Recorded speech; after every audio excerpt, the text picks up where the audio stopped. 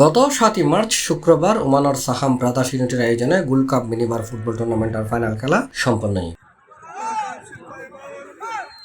প্রত্যেক বছরের মতো সাহাম ব্রাদার্স ইউনিটের আয়োজনে মিনিবার গুল cup football tournament 2025 Badna সাহাম Sheikh Ali মাজিদ আল মেমোরিয়াল স্টেডিয়ামে ফাইনাল খেলা অনুষ্ঠিত হয়।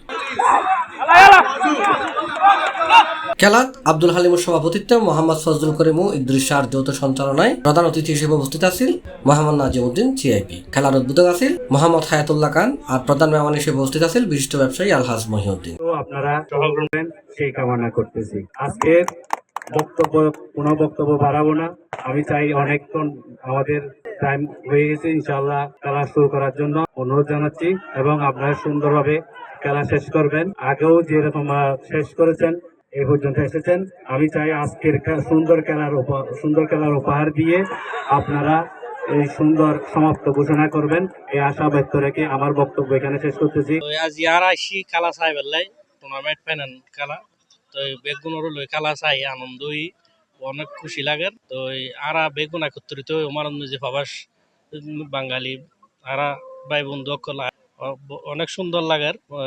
মোটামুটি খেলা চাই আনন্দ ওই।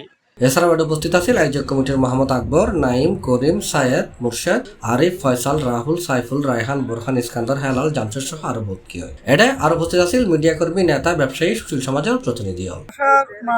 এত সুন্দর একটা আয়োজন আরো ভালো লাগে। ধন্যবাদ যারা এই কমিটি এত সুন্দর একটা আয়োজন করছি।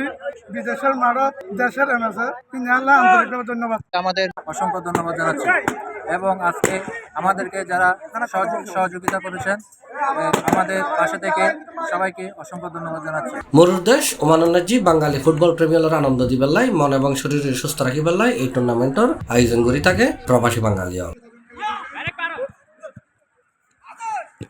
এই বছর সিজন এখন নাকি 16টি অংশ লই বিপুল দর্শকের উপস্থিতিতে টানটান উত্তেজনা এবং উৎসাহ উদ্দীপনা ও জমকালো আয়োজনে ফাইনাল খেলা অনুষ্ঠিত হয়।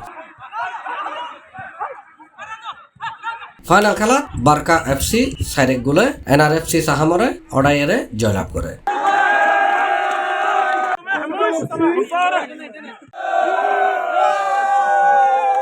C+ TV Chittagong.